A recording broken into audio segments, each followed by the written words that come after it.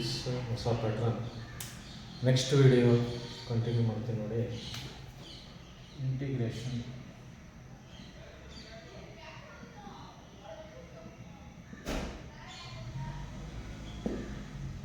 ನೋಡಿ. ಇಂಟಿಗ್ರೇಷನ್ ನಿಮಗೆ ಈಸಿ ಆಗಬೇಕಂದ್ರೆ ಡಿಫ್ರೆನ್ಸಿಯೇಷನ್ ತುಂಬ ಚೆನ್ನಾಗಿ ಕಲಿತ್ರೆ ಇಂಟಿಗ್ರೇಷನ್ ತುಂಬ ಈಸಿ, ಆಯಿತಾ?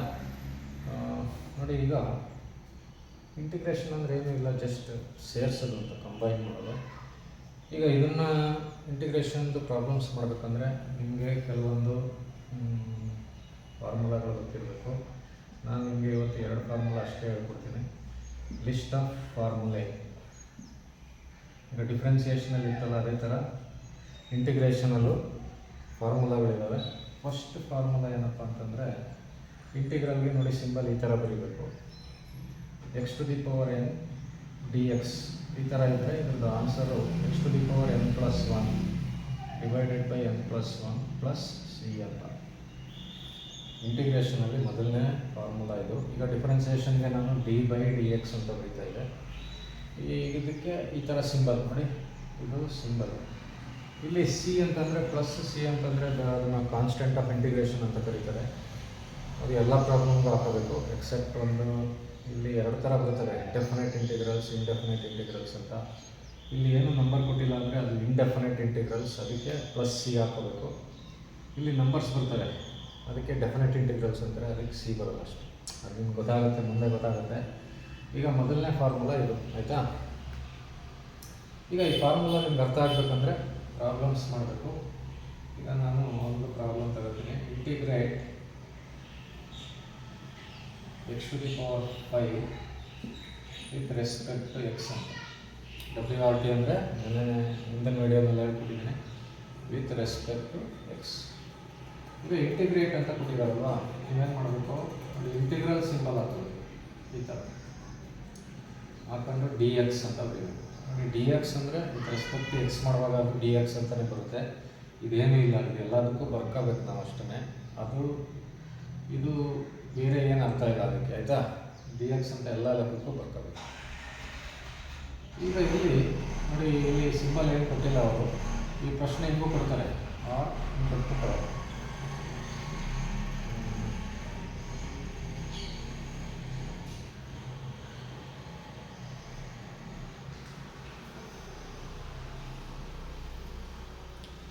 ನೋಡಿ, ಈ ಪ್ರಶ್ನೆನ ಈ ಥರನೂ ಕೇಳ್ತಾರೆ. ಎವ್ಯಾಲ್ಯೂಯೇಟ್ ಅಂತ ಕೊಟ್ಬಿಟ್ಟು evaluate x to the power 5 dx. ನೋಡಿ, ಹಿಂಗೆ ಕೊಟ್ಟರು ಸೇಮೇನೆ, ಈ ಥರ ಕೊಟ್ಟರು ಸೇಮ್. ಸರಿನಾ? ಈ ಥರ ಏನಾರು ಕೊಟ್ಟರೆ ನಾವು ಹಿಂಗೆ ಬರ್ಕೋಬೇಕು ಮೊದಲು. ಈಗ ಆಯ್ತಪ್ಪ, ಹಿಂಗೆ ಬರ್ಕೊಂಡಿದ್ದೀನಿ. ಈಗ ಇದನ್ನು ಮತ್ತು ಇದನ್ನು ಕಂಪೇರ್ ಮಾಡಿದಾಗ ನೋಡಿ, ಎರಡು ಸೇಮ್ ಇದೆ ಅಲ್ವಾ? ಇಂಟಿಗ್ರಲ್ ಸಿಂಬಲ್ ಇದೆ, ಎಕ್ಸ್ ಇದೆ, dx ಇದೆ, ಇಲ್ಲಿ 5 ಇದೆ, ಇಲ್ಲಿ n ಇದೆ. ಇಲ್ಲಿ n ಇದ್ದರೆ ಇದ್ರದ್ದು ಆನ್ಸರ್ ಏನು, n+1/n+1. ಈಗ 5 ಇದ್ದರೆ ಏನಾಗುತ್ತೆ, x to the power 5+1 divided by 5+1. ಇದು ಪ್ಲಸ್ ಸಿ ಅಂತ ಅರ್ಥ. ನೋಡಿ, ಇಲ್ಲಿ ಒಂದು ನೆನಪಿಟ್ಕೊಳ್ಳಿ, ಇಲ್ಲಿ ನಾವು ಇನ್ನೂ ಇಂಟಿಗ್ರೇಷನ್ ಮಾಡಿಲ್ಲ, ಅದಕ್ಕೆ ಈ ಥರ ಇಂಟಿಗ್ರೇಷನ್ ಸಿಂಬಲ್ ಹಾಕೊಂಡಿದ್ದೀನಿ. ಇನ್ನು ಬರ್ಬಿಟ್ರೆ ಇದನ್ನು ಇಂಟಿಗ್ರೇಟ್ ಮಾಡಿದ್ದೀವಿ ಅಂತ ಅರ್ಥ. ಮಾಡಿದಾಗ ನೋಡಿ, dx ಬಿಟ್ಬಿಡ್ಬೇಕು, x ಟು ದಿ ಈ ಸಿಂಬಲ್ ಬಿಟ್ಬಿಡ್ಬೇಕು. ಈ ಸಿಂಬಲ್ ಮತ್ತು ಈ dxನ ಈ ಸ್ಟೆಪ್ಪಲ್ಲಿ ಬರೆಯೋಂಗಿಲ್ಲ. ಯಾಕಂದರೆ ಈ ಸ್ಟೆಪ್ಪು ಇದನ್ನ ಏನಕ್ಕೆ ಬರ್ಕೊಂಡಿದ್ದೀವಿ ಅಂದರೆ, ಇದನ್ನು with respect to x integrate ಮಾಡಬೇಕಂದ್ರೆ ಈ ಥರ ಬರ್ಕೋಬೇಕು, ಇಂಟಿಗ್ರಲ್ ಸಿಂಬಲ್ ಮತ್ತು dx ಬರ್ಕೋಬೇಕು. ಸುಮಾರು ಸ್ಟೂಡೆಂಟ್ಸ್ ಮಾಡೋ ಮಿಸ್ಟೇಕ್ ಏನಂದರೆ, ಪುನಃ ಇಲ್ಲೂ ಹಿಂಗೆ ಬರೆಯೋಂಗಿಲ್ಲ. ಯಾಕೆ ಬರೆಯೋಂಗಿಲ್ಲ ಅಂದರೆ ಇಂಟಿಗ್ರೇಟ್ ಆಗಿದೆ, ಆಯಿತಾ? ಆಮೇಲೆ ಇದಾದ ತಕ್ಷಣ, ಇಂಟಿಗ್ರೇಷನ್ ಆದ ತಕ್ಷಣ ಪ್ಲಸ್ ಸಿ ಬಂದುಬಿಡ್ಬೇಕು. ಈಗ ಇದೇನಾಗುತ್ತೆ, x to the power 6/6 plus C. ನೋಡಿ, ಇದು ಪ್ರೊಸೀಜರ್. 3 ಸ್ಟೆಪ್ ಏನಿಲ್ಲ, ಇದು ಆಲ್ರೆಡಿ ಅವ್ರು ಕೊಟ್ಟಿರ್ತಾರೆ 2 ಸ್ಟೆಪ್ ಅಷ್ಟೇ, ಆಯಿತಾ? ಈಗ ಇನ್ನೊಂದು ಮಾಡ್ತೀನಿ. ಸಪೋಸ್ ನಿಮ್ಗೆ integrate suppose x to the power 7 with respect to X ಅಂತ ಕೊಟ್ಟಿದ್ರು ಒಂದು ಕಡೆ. ಸೆಕೆಂಡ್ ಪ್ರಾಬ್ಲಮ್ ಇದು. ಇಲ್ಲಿ x ಟು ದಿ ಪವರ್ 7 ಅಂತ ಕೊಟ್ಟಿರ್ತಾರೆ, ಅವಾಗ integral x to the power 7 dx ಅಂತ ಬರ್ಕೋಬೇಕು. ಈಗ ಇದು ಇದೇ ಥರ ಇದೆ, ಈ ಫಾರ್ಮುಲಾ ಇದೆ. ಈ ಫಾರ್ಮುಲಾ ಅಪ್ಲೈ ಮಾಡಿದ್ರೆ this is equal to X ಬರ್ಕೋಬೇಕು, 7+1 ಡಿವೈಡೆಡ್ ಬೈ 7+1 ಪ್ಲಸ್ ಸಿ ಅಂತ ಬರೀಬೇಕು. x to the power 8/8 plus C. ಯಾವುದೇ ಲೆಕ್ಕ ಕೊಡಲಿ ಹಂಗೆ ಬಾಯಿಲೆ ಹೇಳ್ಬಿಡ್ಬೋದು ನೀವು ಬೇಕಾದ್ರೆ. ಬಟ್ ಎಕ್ಸಾಮಲ್ಲಿ ಬಾಯಿಲೆ ಹೇಳೋಕ್ಕಾಗಲ್ಲ, ಬರೀಬೇಕಲ್ವ, ಅದಕ್ಕೆ 2 ಸ್ಟೆಪ್ ಬರೀಬೇಕು. ಈಗ ಇನ್ನೊಂದು ತಗೊಳ್ಳೋಣ. x to the power 100 dx ಅಂತ ಇತ್ತು ಅಂದ್ಕೊಳ್ಳಿ, ಆಯಿತಾ. ಇದು 3ನೇದು. ಏನಿಲ್ಲ, x to the power 100 plus 1 divided by 100 plus 1 plus C x to the power 101 by 101 plus C ಅಂತ ಬರುತ್ತೆ ನೋಡಿ. ಎರಡೇ ಸ್ಟೆಪ್. ಇನ್ನೂ ಒಂದು ತಗೋತೀವಿ ನೋಡಿ, ಬರೀ ಎಕ್ಸ್ ಇತ್ತು ಅಂದ್ಕೊಳ್ಳಿ, ಎಕ್ಸ್ ಡಿ ಎಕ್ಸ್, ಇದು 4ನೇದು. ಏನೂ ಇಲ್ಲ ಅಂದರೆ 1 ಹಾಕೋಬೇಕಲ್ವಾ. ಈಗ ಇದು x to the power 1 plus 1 by 1 plus 1 plus C x square by 2 plus C. ಸರಿನಾ? ಈಗ ನೀವು ಯಾವುದೇ ಲೆಕ್ಕ ಕೊಡಲಿ, ನಾನೊಂದೆರಡು ಹಂಗೆ ನೋಡಿ ಬಾಯಿನಲ್ಲೇ ಹೇಳಿ ತೋರಿಸ್ತೀನಿ. Suppose integrate x to the power 200 ಅಂತ ಕೊಟ್ಟಿದ್ದಾರೆ ಅಂದ್ಕೊಳ್ಳಿ. Integrate x to the power 200 with respect to X ಅಂತ ಕೊಟ್ಟರೆ ಆನ್ಸರ್ ಡೈರೆಕ್ಟಾಗಿ ಏನಾಗುತ್ತೆ, x to the power 201 by 201 plus C ಅಲ್ವಾ. ಡೈರೆಕ್ಟಾಗಿ ಹೇಳ್ಬಿಡ್ಬೋದು. Integrate x square with respect to X ಅಂತ ಕೊಟ್ಟಿದ್ರೆ x ಸ್ಕ್ವೇರ್ ಅಂತ ಕೊಟ್ಟಿದ್ದಾರೆ, x³ by 3. x to the power 4 ಕೊಟ್ಟಿದ್ರೆ x to the power 5 by 5. ಒಂದೊಂದು ನಂಬರ್ ಇನ್ಕ್ರೀಸ್ ಮಾಡೋದು ನೋಡಿ, ಇಲ್ಲಿ ಒಂದು ನಂಬರ್ ಇನ್ಕ್ರೀಸ್ ಮಾಡೋದು, ಇಲ್ಲೊಂದು ನಂಬರ್ ಇನ್ಕ್ರೀಸ್ ಮಾಡೋದು. ಅರ್ಥ ಆಯ್ತಲ್ವಾ? ನೋಡಿ, ಈ ಫಾರ್ಮುಲಾ ಮೇಲೆ ಈ ಥರ ಲೆಕ್ಕ. ಇದರ ಮೇಲೆ ಇನ್ನೊಂದು ಟೈಪ್ ಬರುತ್ತೆ.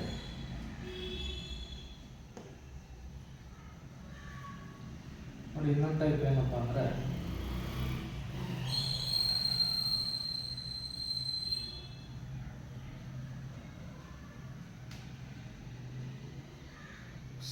x to the power 5 dx. ನೋಡಿ ಏನು ಮಾಡಿದ್ದಾರೆ, ಎಕ್ಸ್ ಜೊತೆ ನಂಬರ್ ಇದೆ ನೋಡಿ, ಡಿಫ್ರೆನ್ಸಿಯೇಷನಲ್ಲೂ ಬರ್ತಾ ಇತ್ತು. ಏನೂ ಇಲ್ಲ, ಫಸ್ಟ್ ಸ್ಟೆಪ್ಪು ಇಂಟಿಗ್ರಲ್ ಸಿಂಬಲ್ ಹಾಕೊಳ್ಳಿ, ಬರ್ಕೊಳ್ಳಿ, ಆಯಿತಾ.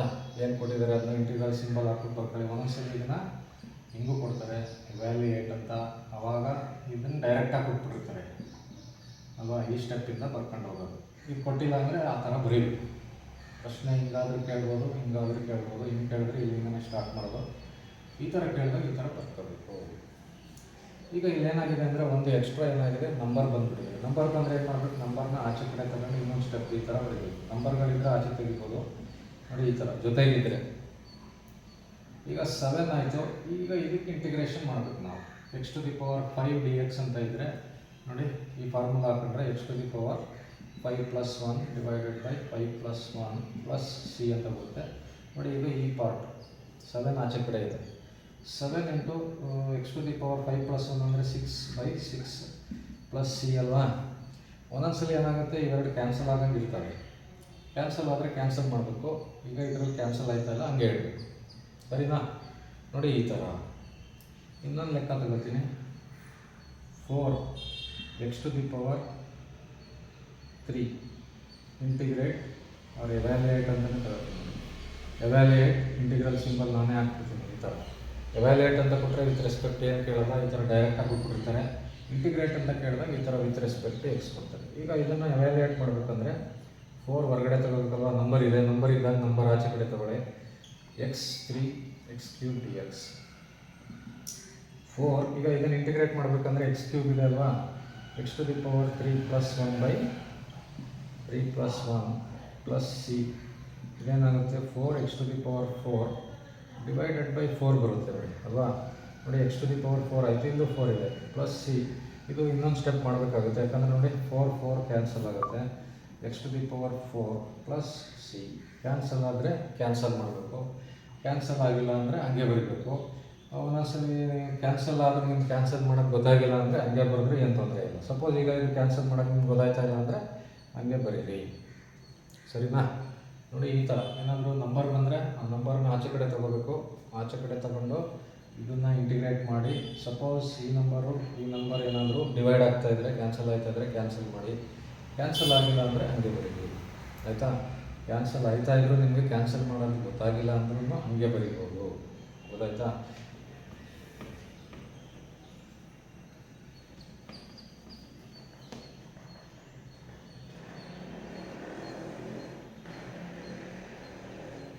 ಇನ್ನೊಂದು ಮಾಡ್ತೀನಿ ನೋಡಿ, ನಂಬರ್ ಇರೋದು 2x to the power 5 dx ಅಲ್ವಾ.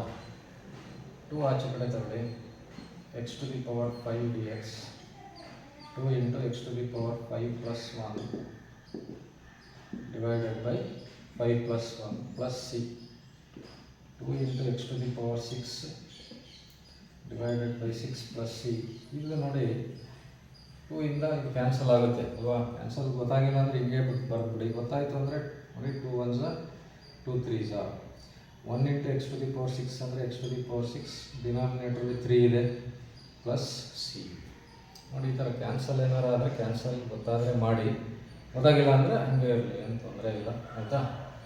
ಈಗ ನಿಮಗೆ ಮೊದಲನೇ ಫಾರ್ಮುಲಾ ಅರ್ಥ ಆಯಿತು ಅಂದ್ಕೊಂಡಿದ್ದೀನಿ. ಏನು ನೀವು ಡೈರೆಕ್ಟಾಗಿ ಆನ್ಸರೇ ಹೇಳ್ಬಿಡ್ಬೋದು, ಬಟ್ ಇದು ಪ್ರೊಸೀಜರ್ ಮಾಡೋದು ಕಲ್ತ್ಕೋಬೇಕು, ಗೊತ್ತಾಯ್ತಾ. ಈಗ integral x to the power 10 ಇತ್ತು ಒಂದು ಕಡೆ, x to the power 11/11, x to the power 12 ಇತ್ತು ಒಂದು ಕಡೆ, x to the power 13/13, x to the power 15 ಇತ್ತು, x to the power 16/16. ನೋಡಿ ಡೈರೆಕ್ಟ್ ಆನ್ಸರ್ ಹೇಳ್ಬಿಡ್ಬೋದು, ಬಟ್ ಅದು ಯಾವ ಥರ ಬರೀಬೇಕು ಅದು ಕಲ್ತ್ಕೋಬೇಕು. ಈಗ ಎರಡನೇ ಫಾರ್ಮುಲಾಗೆ ಬಂದರೆ integral constant into D x is equal to, ಈಗ ಕಾನ್ಸ್ಟೆಂಟ್ ಅಂತ ಬಂದಾಗ ನಮಗೆ ಡಿಫ್ರೆನ್ಸಿಯೇಷನಲ್ಲಿ 0 ಬರ್ತಾಯಿತ್ತು, ಬಟ್ ಇಲ್ಲಿ 0 ಬರೋಲ್ಲ. ಕಾನ್ಸ್ಟೆಂಟ್ ಏನಿದೆ ಅದು ಬರ್ಕೋಬೇಕು, ಜೊತೆಗೊಂದು ಎಕ್ಸ್ ಹಾಕ್ಬೇಕು, ಸರಿನಾ. ಇದು ಫಾರ್ಮುಲಾ. ಇಂಟಿಗ್ರೇಷನ್ ಬಂದಾಗ ಕಾನ್ಸ್ಟೆಂಟ್ಗೆ 0 ಬರೋಲ್ಲ, ನೆನ್ಪಿಟ್ಕೊಳ್ಳಿ. ಡಿಫ್ರೆನ್ಸಿಯೇಷನಲ್ಲಿ ಕಾನ್ಸ್ಟೆಂಟು 0 ಬರುತ್ತೆ. ಇಂಟಿಗ್ರೇಷನಲ್ಲಿ integral constant into D X ಅಂತ ಬಂದರೆ ಕಾನ್ಸ್ಟೆಂಟ್ ಏನಿದೆ ಬರ್ಕೋಬೇಕು, ಅದ್ರ ಜೊತೆಗೆ ಎಕ್ಸ್ ಹಾಕಬೇಕು. ಈಗ ಒಂದು ಎಕ್ಸಾಂಪಲ್ ತಗೋತೀನಿ ನೋಡಿ. Integrate 100 with respect to x ಅನ್ಕೊಳ್ಳಿ, ಜೊತೆಗೆ ಏನು ಎಕ್ಸ್ ಏನಿಲ್ಲ, ಇದು ಬರೀ 100 ನೋಡಿ. 100 ಅಂದರೆ ಕಾನ್ಸ್ಟೆಂಟ್ ಅಲ್ವಾ. ಇವಾಗ ಇದನ್ನು ಹಿಂಗೆ ಬರ್ಕೋತೀನಿ 100 ಡಿ ಎಕ್ಸ್. ಇದು ಕಾನ್ಸ್ಟೆಂಟ್ ಆಗಿರೋದ್ರಿಂದ ಕಾನ್ಸ್ಟೆಂಟ್ ಅಂದರೆ ಏನಪ್ಪ, ಕಾನ್ಸ್ಟೆಂಟ್ ಹಂಗೆ ಬರ್ಕೋಬೇಕು, ಜೊತೆಗೆ ಎಕ್ಸ್ ಹಾಕಬೇಕು. 100x plus C. Suppose 5 dx ಅಂತ ಕೊಟ್ಟಿದ್ರು, 5x ಪ್ಲಸ್ ಸಿ. 2 dx ಅಂತ ಕೊಟ್ಟಿದ್ರು, 2x plus C. m dx ಅಂತ ಕೊಟ್ಟಿದ್ರು, mx ಪ್ಲಸ್ ಸಿ. ಇವೆಲ್ಲ ಕಾನ್ಸ್ಟೆಂಟ್ಗಳು ಅಲ್ವಾ. ಸಪೋಸ್ ಬರೀ ಒಂದೊಂದ್ಸಲ ಏನು ಮಾಡ್ತಾರೆ, ಬರೀ ಡಿ ಎಕ್ಸ್ ಬಂದ್ಬಿಡ್ತದೆ. ಬರೀ ಡಿ ಎಕ್ಸ್ ಅಂದರೆ ಅದು 1 dx ಅಂತ ಅರ್ಥ. 1 dx ಅಂದರೆ 1x ಪ್ಲಸ್ ಸಿ. 1x ಅಂದರೂ ಒಂದೇ, ಬರೀ ಎಕ್ಸ್ ಅಂದರೂ ಒಂದೇ, ಅಷ್ಟೇ. ನೋಡಿ ಕಾನ್ಸ್ಟೆಂಟ್ ಬಂದಾಗ ನೆನ್ಪಿಟ್ಕೊಳ್ಳಿ, ಇಂಟಿಗ್ರೇಷನ್ ಮಾಡಬೇಕಂದ್ರೆ ಕಾನ್ಸ್ಟೆಂಟ್ಗೆ ಕಾನ್ಸ್ಟೆಂಟ್ ಇಂಟು ಡಿ ಎಕ್ಸ್ ಅಂತ ಇದ್ದರೆ ಕಾನ್ಸ್ಟೆಂಟ್ ಇಂಟು ಎಕ್ಸ್ ಮಾಡ್ಕೋಬೇಕು. ಏನು ಕಾನ್ಸ್ಟೆಂಟ್ ಇದೆ ಅದು ಬರ್ಕೊಂಡು ಜೊತೆಗೆ ಎಕ್ಸ್ ಸೇರಿಸೋದು. 100 ಇದ್ದರೆ 100x, 200 ಇದ್ದರೆ 200x, 5 ಇದ್ದರೆ 5x, m ಇದ್ದರೆ mx, 1 ಇದ್ದರೆ 1x. ಅರ್ಥ ಆಯ್ತಾ. ಈಗ ನಿಮಗೆ 2 ಫಾರ್ಮುಲಾ ಗೊತ್ತಾಯಿತು. ಈಗ 2 ಫಾರ್ಮುಲಾ ಜೊತೆಗೆ ಸೇರಿಸಿ ಒಂದು ಲೆಕ್ಕ ಹೇಳ್ಕೊಡ್ತೀನಿ. ಅಂದರೆ ಒಂದು 3-4 ಟರ್ಮ್ ಇರ್ತಾವಲ್ಲ, ಆ ಥರ ಲೆಕ್ಕ ಮಾಡೋದು ಹೇಗೆ ಅಂತ ಹೇಳ್ಕೊಡ್ತೀನಿ. ಇದು ನಿಮಗೆ ಕಲ್ತ್ಕೋಬೇಕು ನೀವು. ಇದು 2 ಪ್ರಾಬ್ಲಮ್ ಬರ್ತದೆ, 6 ನಂಬರಲ್ಲಿ 2 ಪ್ರಾಬ್ಲಮ್ ಬರುತ್ತೆ. ಏರಿಯಾ ಆ್ಯಂಡ್ ವಾಲ್ಯೂಮ್ ಅಂತ ಅದಕ್ಕೆ ಯೂಸ್ ಆಗುತ್ತೆ, ಆಯಿತಾ. ಈಗ ನಿಮಗೆ ಇಂಟಿಗ್ರೇಟ್ ಅಂದ್ಬಿಟ್ಟು ಈ ಥರ ಇತ್ತು ಅಂದ್ಕೊಳ್ಳಿ, x² plus x plus 3 with respect to x or. ಇದನ್ನು ಹೆಂಗೂ ಕೊಡ್ತಾರೆ, evaluate integral x³ plus x plus x² ಅಲ್ವಾ, x² plus x plus 3 dx ಅಂತ ಕೊಡ್ತಾರೆ. ಇದಕ್ಕೆ ವಿತ್ ರೆಸ್ಪೆಕ್ಟ್ ಕೊಡೋಲ್ಲ, ಎವ್ಯಾಲ್ಯೂಯೇಟ್ ಕೊಟ್ಟರೆ ಈ ಥರ ಕೊಡ್ತಾರೆ. ಈಗ ಅದನ್ನು ಇನ್ನೊಂದ್ಸಲಿ ಬರ್ಕೊಳ್ಳೋಣ. ಏನು, x² plus x plus 3 dx. ನೋಡಿ ಹಿಂದೆ ಮಾಡಿರೋದ್ರಲ್ಲಿ ನಾನು ಮಾಡಿದೆಲ್ಲ ಲೆಕ್ಕಗಳು ಒಂದು 10 ಲೆಕ್ಕನ 12 ಲೆಕ್ಕ ಮಾಡಿದೆ. ಅದರಲ್ಲೆಲ್ಲ ಬರೀ ಒಂದೊಂದೇ ಟರ್ಮ್ ಇತ್ತು ಅಲ್ವಾ. x² x to the power 5, 100 ಅಥವಾ 3x³ ಅಂದರೆ ಒಂದೇ ಟರ್ಮೇ. ಇದರಲ್ಲಿ 3 ಟರ್ಮ್ ಇದೆ, 1 2 3 ಟರ್ಮ್ ಸಪ್ರೇಟ್ ಆಗಿದೆ ನೋಡಿ. ಪ್ಲಸ್ ಮಧ್ಯದಲ್ಲಿ ಪ್ಲಸ್ ಮೈನಸ್ ಹಾಕಿ ಈ ಥರ ಸಪ್ರೇಟ್ ಆಗಿ ನೋಡಿ. 3 ಟರ್ಮ್ ಕೊಡಲಿ, ಎಷ್ಟು ಟರ್ಮ್ ಕೊಡಲಿ, ನೀವು ಇದನ್ನು ಏನು ಮಾಡಬೇಕು, ಸ್ಪ್ಲಿಟ್ ಮಾಡಬೇಕು. ಸ್ಪ್ಲಿಟ್ ಹೆಂಗೆ ಅಂದರೆ ನೋಡಿ, ಇಂಟಿಗ್ರಲ್ ಎಲ್ಲದಕ್ಕೂ ಸಪ್ರೇಟಾಗಿ ಇಂಟಿಗ್ರೇಷನ್ ಸಿಂಬಲ್ ಹಾಕೋದು ನೋಡಿ. ಇದಕ್ಕೆ ಸಪ್ರೇಟಾಗಿ ಹಾಕಬೇಕು, ಮಧ್ಯ ಪ್ಲಸ್, ಇದಕ್ಕೆ ಸಪ್ರೇಟಾಗಿ ಹಾಕಬೇಕು, ಮಧ್ಯ ಪ್ಲಸ್, ಇದಕ್ಕೆ ಸಪ್ರೇಟಾಗಿ ಹಾಕಬೇಕು ನೋಡಿ. x²ಗೆ ಸಪ್ರೇಟಾಗಿ ಹಾಕಬೇಕು, ಪ್ಲಸ್ ಬರೀಬೇಕು. ಇಂಟಿಗ್ರಲ್ ಎಕ್ಸ್ಗೆ ಸಪ್ರೇಟಾಗಿ ಹಾಕಬೇಕು, ಪ್ಲಸ್ ಬರೀಬೇಕು. 3ಗೆ ಸಪ್ರೇಟ್. ಈಗ x² ಅಂತಂದರೆ x to the power 2 plus 1, 2 plus 1. ಇದಕ್ಕೆ ಮಾಮೂಲಿ ಆ ಫಾರ್ಮುಲಾ ಹಾಕೋದು ಅಲ್ವಾ. x² ಅಂದರೆ ನನಗೆ ಬಾಯಲ್ಲಿ ಹೇಳ್ಬೋತಾ x³/3, ಬಟ್ ಬರೀಬೇಕು ಅಂದರೆ ಈ ಥರ ಬರೀಬೇಕು. ಪ್ಲಸ್ ಎಕ್ಸ್ ಬಂದಿದೆ, ಎಕ್ಸ್ ಅಂದರೆ x to the power 1 ಅಲ್ವಾ. 1 plus 1 ಡಿವೈಡೆಡ್ ಬೈ 1 plus 1. ನೀವು ಸಿ ಅಂತ ಬರುತ್ತಲ್ವ, ಪ್ಲಸ್ ಸಿ ಈ ಥರ 3 ಟರ್ಮ್ 4 ಟರ್ಮ್ದಾಗ ಲಾಸ್ಟಲ್ಲಿ ಒಂದ್ಸಲಿ ಹಾಕಬೇಕು, ಎಲ್ಲದಕ್ಕೂ ಹಾಕೋದು ಬೇಡ. ಲಾಸ್ಟ್ ಒಂದ್ಸಲ ಹಾಕಿದ್ರೆ ಸಾಕು. ಈಗ ಪ್ಲಸ್ 3 ಅಂದರೆ ಕಾನ್ಸ್ಟೆಂಟ್ ಅಲ್ವಾ, 3 ಇದ್ದರೆ 3x ಬರುತ್ತೆ. ಈಗ ಸಿ ಅಂತ ಲಾಸ್ಟಲ್ಲಿ 1 ಬರೀರಿ, ಎಲ್ಲದಕ್ಕೂ ಸಿ ಬರೆಯೋಂಗಿಲ್ಲ. ಈ ಥರ 3 ಟರ್ಮ್ 4 ಟರ್ಮ್ ಇದ್ದಾಗ ಲಾಸ್ಟಲ್ಲಿ ಬರೀರಿ ಒಂದ್ಸಲಿ ಸಿ ಅಂತ. ಇದನ್ನು ಸಿಂಪ್ಲಿಫೈ ಮಾಡಬೇಕು. ಈಗ x² ಪ್ಲಸ್ 3x ನೋಡಿ ಈ ಥರ ಅಲ್ವಾ.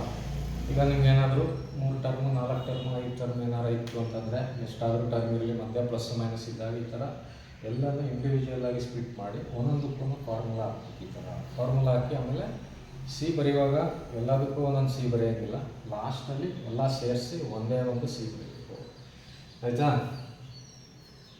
ಈಗ ಇದ್ರದ್ದು ಇನ್ನೊಂದು ಮಾಡ್ತೀನಿ ನೋಡಿ.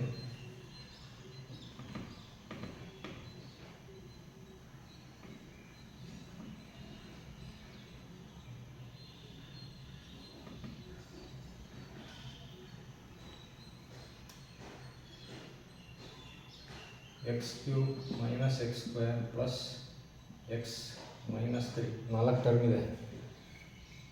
ಸಿಂಬಲ್ ಹಾಕೋಣ. x³ minus x² plus x minus 3 dx ಅಂತ ಬರೀತೀನಿ. ಎಲ್ಲನೂ ಸ್ಪ್ಲಿಟ್ ಮಾಡಬೇಕಲ್ವಾ.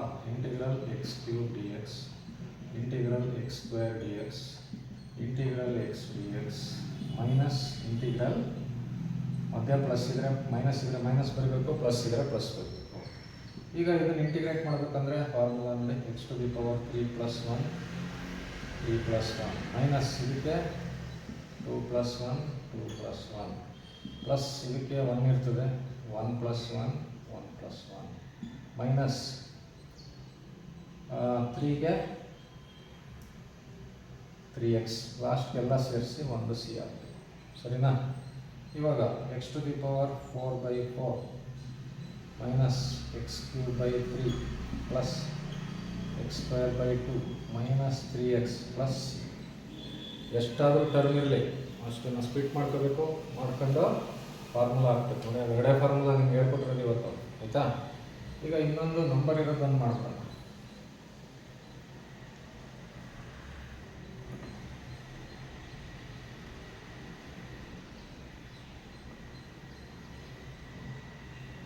ನೋಡಿ ನಂಬರ್ ಬಂದರೆ 2x³ ಮೈನಸ್ x² ತಗೋಣ.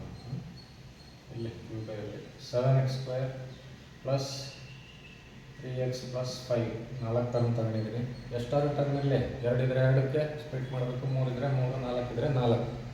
ನಾನು ಗೊತ್ತಾಗಲಿ ಅಂತಲೇ ಸ್ವಲ್ಪ ಜಾಸ್ತಿ 4 ಟರ್ಮ್ ತಗೊಂಡಿದ್ದೀನಿ. ಇವಾಗ ಇದನ್ನು ಈ ಥರ ಬರೆಯೋಣ. 2x ಇಲ್ಲಿ ಏನಪ್ಪ ಅಂತಂದರೆ ಎಲ್ಲ ಕಡೆಯೂ ನಂಬರ್ ಇದೆ. ಹಿಂದೆ ಪ್ರಾಬ್ಲಮಲ್ಲಿ ನಂಬರ್ ಇರಲಿಲ್ಲ, ನಂಬರ್ ಬರ್ತಾ ಇದೆ. ನಂಬರ್ ಬಂದರೆ ಒಂದು ಸ್ಟೆಪ್ ಎಕ್ಸ್ಟ್ರಾ ಆಗುತ್ತೆ ನೋಡಿ. dx ಇದನ್ನು ಸ್ಪ್ಲಿಟ್ ಮಾಡಬೇಕಲ್ವಾ, ಸ್ಪ್ಲಿಟ್ ಮಾಡೋಣ. 2x³ dx minus 7x² dx plus 3x dx plus 5 dx. ಈಗ ಇಲ್ಲೇನಾದ್ರು ನಂಬರ್ಗಳು ಬಂದರೆ ನಂಬರ್ನ ಹೊರಗಡೆ ತಗೋಬೇಕು ಅಲ್ವಾ. ನಂಬರ್ಗಳ ಹೊರಗಡೆ ತಗೊಳ್ಳೋಣ. ಇದರಲ್ಲಿ 2 ಹೊರಗಡೆ ತಗೋಬೇಕು, ಪುನಃ ರಿಪೀಟ್ ಮಾಡ್ಬಿಟ್ಟಿದ್ದೀನಿ ನೋಡಿ. ಇದರಲ್ಲಿ 7 ಹೊರಗಡೆ ತಗೋಬೇಕು, ಪುನಃ ಹಂಗೆ ಬರೀಬೇಕು ನೋಡಿ. ಇನ್ನೂ ಇಂಟಿಗ್ರೇಟ್ ಮಾಡಿಲ್ಲ. x dx ಪ್ಲಸ್ ಇದೇನು ಆಚೆ ತಗೊಳ್ಳೋಂಗಿಲ್ಲ, ಇರೋದೇ ಒಂದಲ್ವಾ, ರಿಪೀಟ್ ಮಾಡೋಣ ನೋಡಿ. ಇಲ್ಲಿ ನಂಬರ್ ಇತ್ತು, ನಂಬರ್ ಆಚೆ ತಗೊಂಡೆ. ಇಲ್ಲಿ ನಂಬರ್ ಮೈನಸ್ ಇದೆ, ಮೈನಸ್ ಆಗುತ್ತೆ. ನಂಬರ್ ಇದೆ ಆಚೆ ತಗೊಂಡೆ, ನಂಬರ್ ಇದೆ ಆಚೆ ತಗೊಂಡೆ. ಏನು ಒಂದೇ ಇರೋದು ಹಂಗೆ ಬರ್ತೀನಿ, ರಿಪೀಟ್ ಮಾಡಿದೆ. ಯಾಕಂದರೆ ಈಗ ಒಟ್ಟಿಗೆ ಇಂಟಿಗ್ರೇಟ್ ಮಾಡ್ಬೋದು ಇವಾಗ ನೋಡಿ. 2 ಇಂಟು ಇದನ್ನು ಇಂಟಿಗ್ರೇಟ್ ಮಾಡ್ತಾ ಇದ್ದೀನಿ. x³ 3 ಪ್ಲಸ್ 1/3 ಪ್ಲಸ್ 1 ನೋಡಿ. ಇಂಟಿಗ್ರೇಟ್ ಮಾಡ್ತಾ ಇದ್ದೀನಿ ಅಲ್ವಾ. ತಿರ್ಗಾ ನೀವು ಒಂದು ಮಿಸ್ಟೇಕ್ ಏನಂದರೆ ಪುನಃ ಈ ಸಿಂಬಲ್ ಪುನಃ ಇಲ್ಲೂ ಬರೀತೀರ, ಬರೆಯೋಂಗಿಲ್ಲ ನೋಡಿ. ಇಲ್ಲಿ ಇಂಟಿಗ್ರೇಟ್ ಮಾಡಿಲ್ಲ ನಾನು, ಇಲ್ಲಿ ಇದು ಬರ್ಕೊಂಡಿದ್ದೀನಿ. ಇಲ್ಲಿ ನಂಬರ್ ಆಚೆ ತೆಗ್ದಿದ್ದೀನಿ ಇಂಟಿಗ್ರೇಟ್ ಮಾಡಿ. ಇಲ್ಲಿ ಇಂಟಿಗ್ರೇಟ್ ಮಾಡ್ತಾ ಇದ್ದೀನಿ ನೋಡಿ. ಈ ಸಿಂಬಲ್ ಬರೀತಾ ಇಲ್ಲ, dx ಬರೀತಾ ಇಲ್ಲ. Minus 7 x²ಗೆ x² 2 plus 1 2 plus 1 plus 3 x² 1 plus 1 1 plus 1 plus 5 ಏನೋ ಕಾನ್ಸ್ಟೆಂಟ್ ಅಲ್ವಾ. 5 ಅಂದರೆ ಕಾನ್ಸ್ಟೆಂಟು, 5x ಎಲ್ಲ ಸೇರಿಸಿ ಒಂದು ಲಾಸ್ಟ್ಗೆ ಸಿ ಆಗ್ತದೆ. ಈಗ ಇದನ್ನು ಸಿಂಪ್ಲಿಫೈ ಮಾಡೋಣ ನೋಡಿ. 2x³ 4/4 minus 7 x³ 3/3 plus 3x² 2/2 plus 5x plus C. ಆಯಿತಾ? ಈಗ ಏನಂತಂದರೆ ಏನಾದರೂ ಕ್ಯಾನ್ಸಲ್ ಆಗುತ್ತಾ ನೋಡಬೇಕು. ಕ್ಯಾನ್ಸಲ್ ಆಗಿಲ್ಲ ಅಂದರೆ ಇಲ್ಲೇ ಸ್ಟಾಪ್ ಮಾಡ್ಬೋದು. ಕ್ಯಾನ್ಸಲ್ ಆದರೆ ನೋಡಿ ಕ್ಯಾನ್ಸಲ್ ಆಗುತ್ತೆ. 2 1 2 2 ನೀವು ಯಾವುದು ಕ್ಯಾನ್ಸಲ್ ಆಗಲ್ಲ. ಇದನ್ನು ಹಂಗೆ ಬರೀಬೇಕು. 1 into x to the power 4 ಅಂದರೆ x to the power 4 by 4 minus 7x³ by 3 plus 3x square by 2 plus 5x 3 ಇದು 3x square by 2 plus 5x plus c. ನೋಡಿ ಈ ಥರ ಇದೇ ಲಾಸ್ಟ್ ಆನ್ಸರು. ನಿಮಗೆ ಏನಾದ್ರು ಈ ಸ್ಟೆಪ್ ಗೊತ್ತಾಗಿಲ್ಲ ಅಂದರೆ ಇಲ್ಲಿಗೆ ಸ್ಟಾಪ್ ಮಾಡ್ಬೋದು. ಇಲ್ಲಿ ಮಾರ್ಕ್ಸ್ ಕೊಡ್ತಾರೆ, ಏನು ತೊಂದರೆ ಇಲ್ಲ. ಸರಿನಾ? ನೋಡಿ ಈ ಥರ ಇನ್ನೊಂದು 2 ಇರೋದನ್ನು ಮಾಡ್ಬಿಡ್ತೀವಿ ನೋಡಿ. ಬರೀ 2 ಟರ್ಮ್ ಇರೋದು.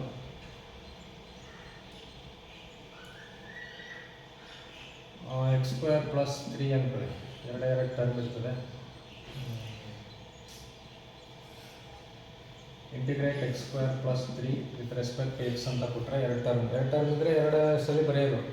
ನೋಡಿ ಸಿಂಬಲ್ ಹಾಕೋತೀನಿ x² plus 3 dx ಅಂತ. ಇದನ್ನು ಸ್ಪ್ಲಿಟ್ ಮಾಡಬೇಕಲ್ವ. x² dx plus 3 dx. x² ಏನಾಗುತ್ತೆ 2 plus 1 3ಗೆ 3x ಪ್ಲಸ್ c ಹಾಕಬೇಕು. ಇನ್ನೊಂದು ಸ್ಟೆಪ್ ಬರೀಬೇಕಿದು. x³ by 3 ಆಗುತ್ತೆ ಪ್ಲಸ್ 3x ಪ್ಲಸ್ c. ನೋಡಿ ಈ ಥರ ಒಂದು ಟರ್ಮ್ ಇದ್ದಾಗ ಹೆಂಗೆ ಹೇಳ್ಕೊಟ್ಟಿದ್ದೀನಿ. 2 ಬಂದರೆ ಹೆಂಗೆ, 3 ಬಂದರೆ ಹೆಂಗೆ, 4 ಬಂದರೆ ಎಷ್ಟಾರ ಟರ್ಮ್ ಬರಲಿ ಇದೇ ಪ್ರೊಸೀಜರ್ ಯೂಸ್ ಮಾಡಬೇಕು. ನೋಡಿ ಈಗ ಇಂಟಿಗ್ರೇಷನಲ್ಲಿ ನಿಮ್ಗೆ 2 ಫಾರ್ಮುಲಾ ಹೇಳ್ಕೊಟ್ಟಿದ್ದೀನಿ. 2 ಫಾರ್ಮುಲಾ ನಿಮಗೆ ಅರ್ಥ ಆಗಿದೆ ಅಂದ್ಕೊಂಡಿದ್ದೀನಿ. ನನ್ನ ಕ್ಲಾಸ್ ನಿಮ್ಗೆ ಇಷ್ಟ ಆಗ್ತಾಯಿದ್ರೆ ನಿಮ್ಮ ಫ್ರೆಂಡ್ಸ್ಗಳಿಗೆಲ್ಲ ಶೇರ್ ಮಾಡಿ, ನೀವು ಸಬ್ಸ್ಕ್ರೈಬ್ ಆಗಿ ಅಂತ ಹೇಳ್ತಾ ಕ್ಲಾಸ್ ಮುಗಿಸ್ತೀನಿ. ಒಳ್ಳೆಯದು.